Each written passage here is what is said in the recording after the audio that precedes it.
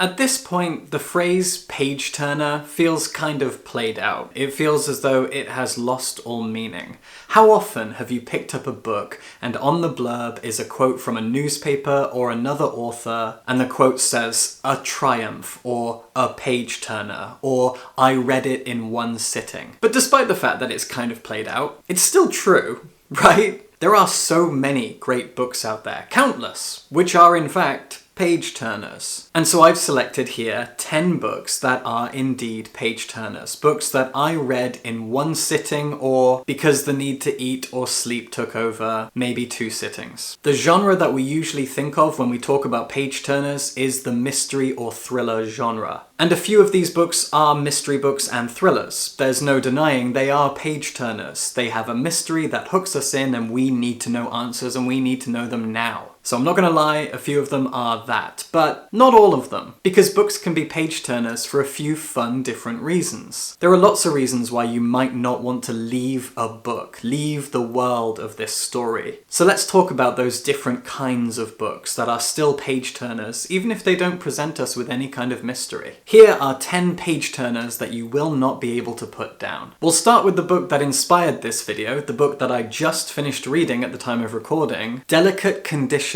by Danielle Valentine, which is in fact a thriller novel. In fact, it's been touted as a kind of horror thriller, with a lot of people saying it's more thriller with a tiny bit of horror in there, and I would generally agree with that. The horror in here is mostly body horror because this is about pregnancy. It's a thriller with bits of body horror and bits of icky grossness in it. Now, I haven't watched American Horror Story for quite a while, but apparently this book inspired its 12th season. So that's pretty cool. I actually want to go watch that now. It's been a while since I've seen any of that show, and I used to really enjoy it. Especially the first 3 seasons, they were all bangers. Anywho, Delicate Condition is a novel about an actress. She's in her late 30s, she's actually about to turn 40, I think. She's been acting for a long time. She was a famous child actress in like a Nickelodeon type show, and she's just managed to make it really, really big with a surprise indie hit that is predicted to nab her an Oscar nomination. But what she cares about way more than being a successful actress is to be a mother. Anna and her husband Dex want to be parents, and they've been going through IVF for a little while in the hopes of getting pregnant. IVF is difficult, it is a long process, it is grueling, and it is expensive, and Anna is willing to go through all of it. And of course, it's not a spoiler to say that she does eventually get pregnant. That happens really soon in the novel. This is a story of her pregnancy, what happens, and the strange mystery of it all. If this in any way sounds similar to Rosemary's Baby, that's because it is. I really, really love Rosemary's Baby, and in fact, Andrea Bartz,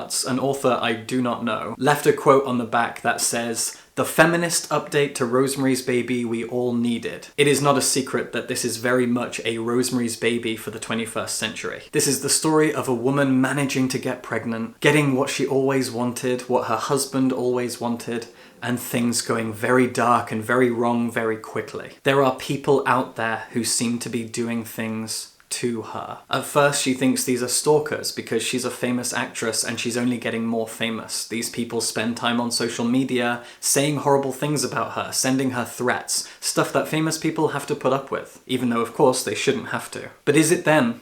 Are these stalkers? Are these online trolls the people responsible for the things that are happening to her? Things that I'm trying not to really talk about, because when it comes to any mystery, any thriller, spoiler territory is like walking on eggshells, but I think even more so with this. Every little twist and turn is something pretty impactful. As she goes through her pregnancy, strange things happen. She meets strange people. I'm gonna give you a minor spoiler here just to send a shiver down your spine, just to get you intrigued. At one point, Anna is experiencing these horrible cramps. She goes to the hospital and she's given an ultrasound by a woman who introduces herself just as Meg. Then a little while later, a doctor comes in and talks to her about the cramps and blah blah blah and says, "We need to do an ultrasound." And Anna says, "What, again? I just had one." He looks at her chart and says, "No, the last ultrasound you had was like 3 months ago. You need another one. We need to find out what's going on."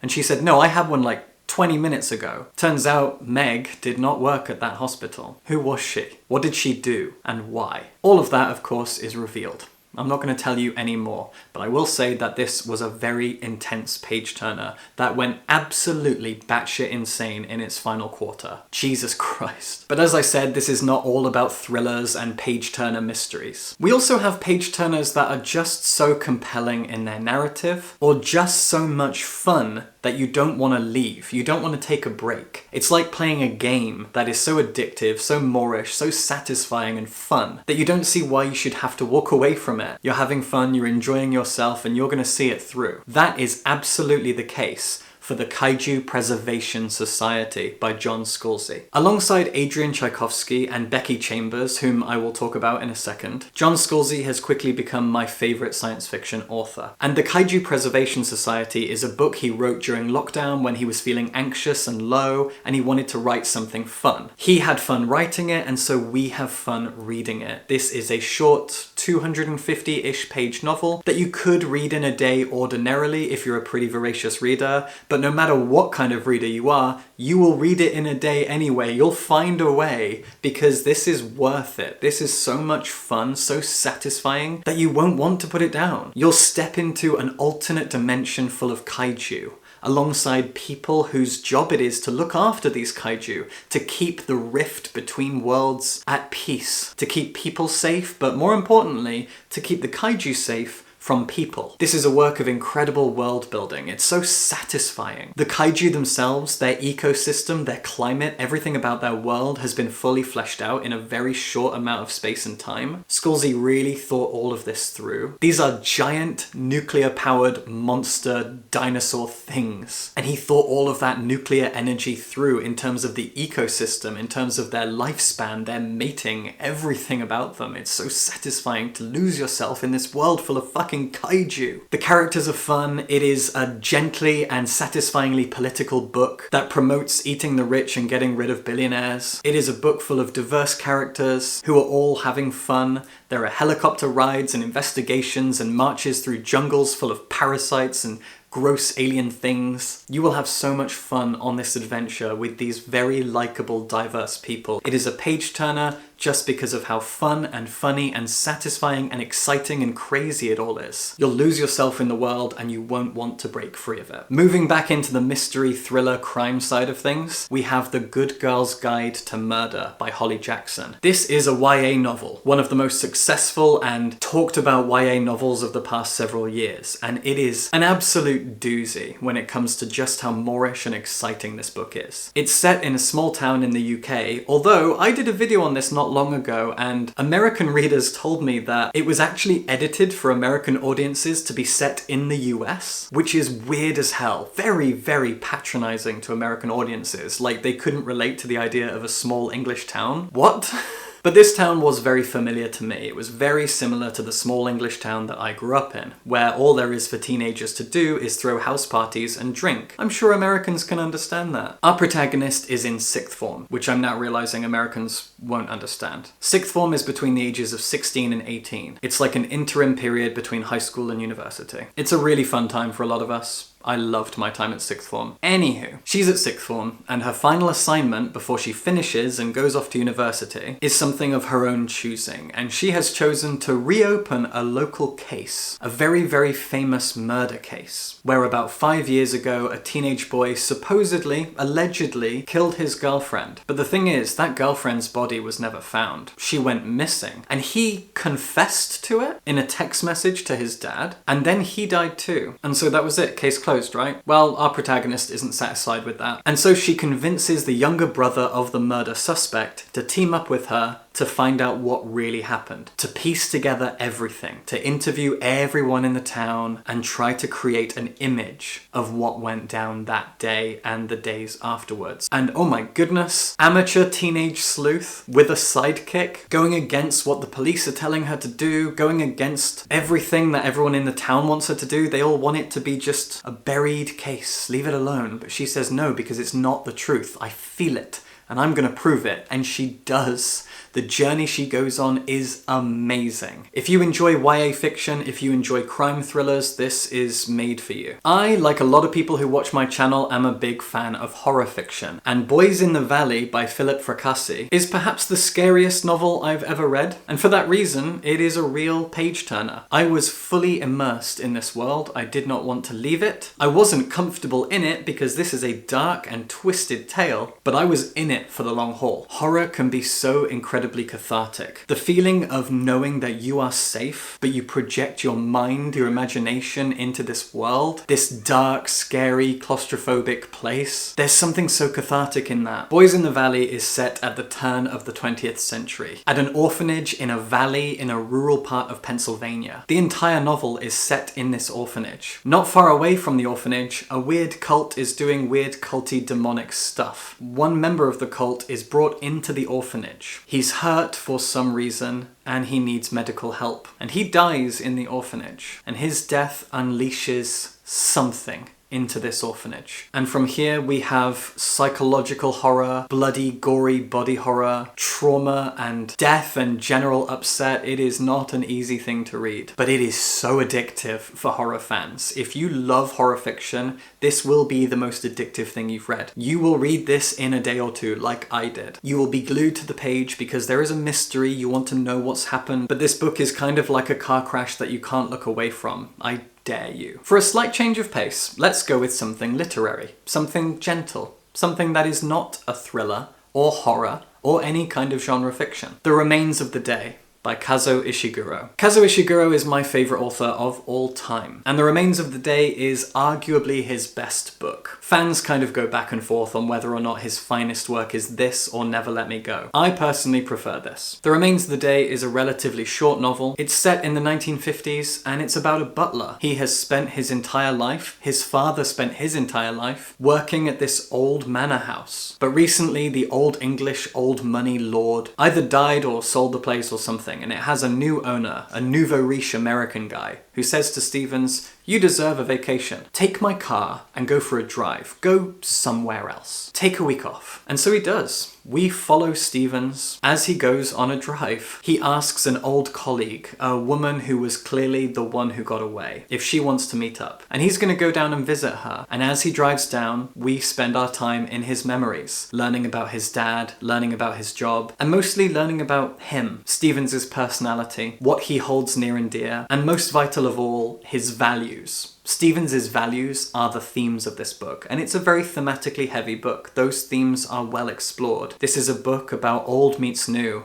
about resistance to change, about conservatism. There's nothing thrilling or page-turnery about this book, but whenever I reread it, I read it in a day, because I can't turn away from Stevens. I can't let myself go out of his mind. I need to be there with him. I need to see this journey through with him. This is an odd choice for a page-turner, but I'm sure a lot of you will understand what I'm saying here. There are certain literary novels or pieces of commercial fiction which aren't page-turners, kind of by its definition, but they are to you. And this is to me. I will not let Stevens go. I need to see his journey through. Stevens is not a likable person. He is difficult. He's curmudgeonly. He's set in his ways. He was treated badly by his father. He misunderstands the world and his work and even his place in it. But you really sympathize with him. You feel for him. Your heart will break for him. And every time I read this book, I let my heart break before I put it down. Death of a Bookseller by Alice Slater is a curious kind of mystery thriller. Its title tells you what it's about. The death of a bookseller. But that death and the mystery behind it is not really the driving force for this book. It's not really what makes it a page-turner.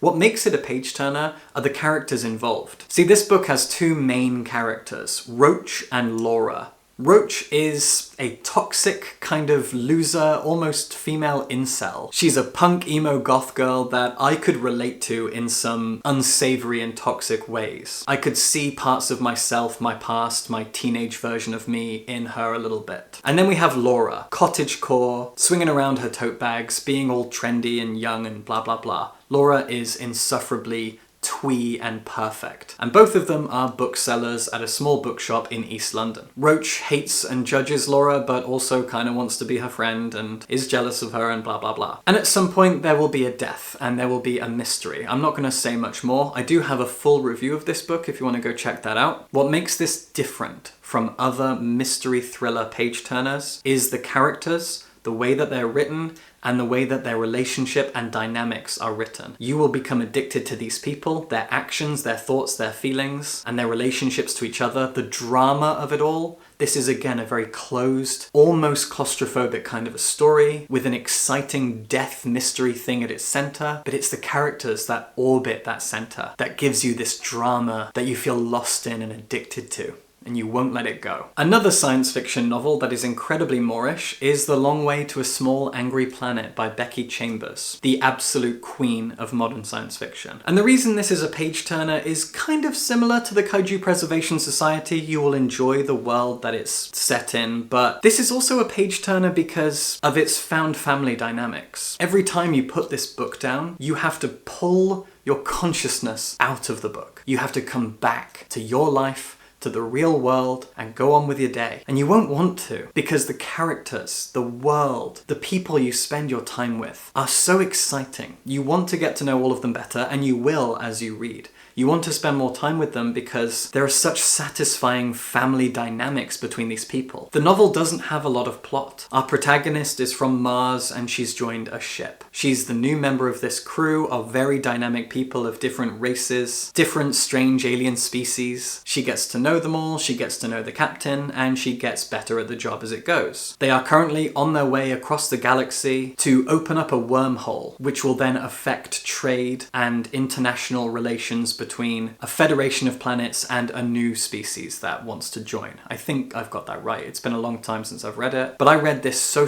quickly because you spend almost all your time on this ship amongst these people just learning about them. Becky Chambers crafts an incredible world of strange aliens with their own traditions, their own biologies, their own ecosystems, but they're all on this ship together. You get to know them all and you get to know their relationships, and by the end you feel like you are part of this ship, part of this family. Luckily there are 4 books in this series, but they're all very different from each other, so it isn't a continuation as such. You can even read each of them in a different order if you want to, but this first one is the one with the found family. When you finish the book, you might just end up picking it back up again and journeying through it all over again just to be part of this ship and its wonderful crew of wonderful people. I hold this book very near and dear to my heart because I love its people. If We Were Villains by M.L. Rio is easily in my top 5 books of all time. I adore this so much. It is a wonderful piece of dark academia that shamelessly borrows so much from Donna Tartt's The Secret History. It really is The Secret History, but more about Shakespeare and more about the murder mystery. When we begin, our narrator protagonist is just getting out of prison. He has served many years for the death of one of his friends, colleagues, and classmates, but he didn't do it. And now that he's out, we go back to that death, to what happened that day.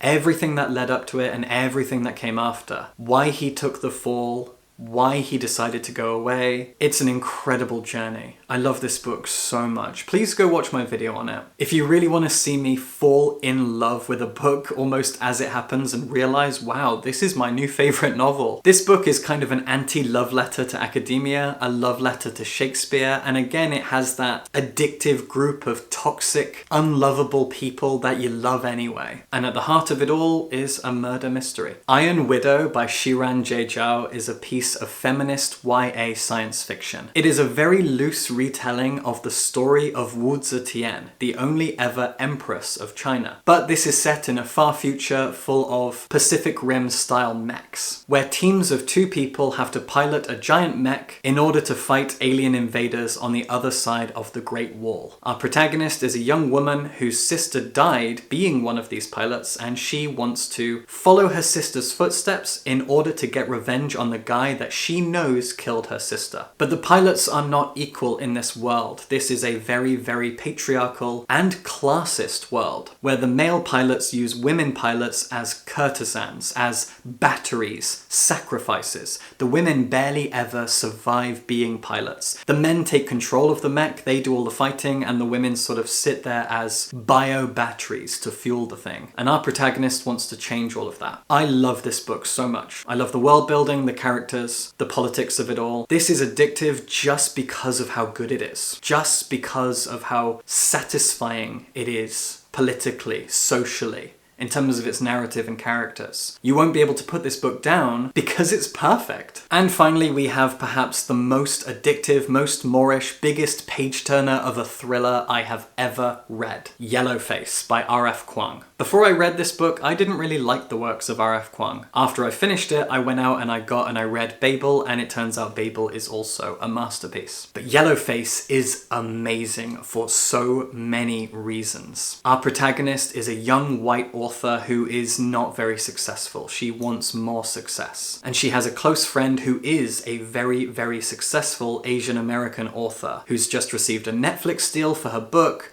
She's about to write her big magnum opus, and then she chokes to death on a pancake. Our protagonist did not kill her. They were drunk together, they ate pancakes, and one of them died. But our protagonist makes the decision to steal her friend's manuscript. And after the death is all done and the funeral and blah blah blah, she reworks the manuscript, she edits it, she polishes it, and she publishes it under her own name in order to get famous and successful. And it works. And then we get everything that follows. The fear that she will be found out. This is also a book about social media. And you see all of this from the bad guy's perspective. And we're in her head, we follow her, and we kind of end up rooting for her because R.F. Kuang does such a great job of creating such a believable character. We feel like we just have to not just be along for the ride, but actually hope that she gets away with this terrible, awful, racist plagiarism that she committed. R.F. Kuang is so good at writing this that you start to feel terrible for the fact that you almost want her to succeed and feel bad when things go wrong for her. It is such a wonderfully twisted way of writing and almost manipulating the audience. I loved it. This is an incredible thriller, or almost like a reverse thriller where you know everything and you want to see if the villain can get away with it. God, it's fascinating. I love Yellowface so much. This is an amazing thriller, and thinking back, again, this is one of the best books I've ever read. I was so addicted to it, I read it in a day, and you will too. There you go, 10 incredible page-turners. Most of them mystery thrillers, but as I said, I threw in a few others for a few different reasons, and hopefully I convinced you that they are all page-turners for different reasons. I really hope you enjoyed. Support me on Patreon if you're able to, and subscribe for books.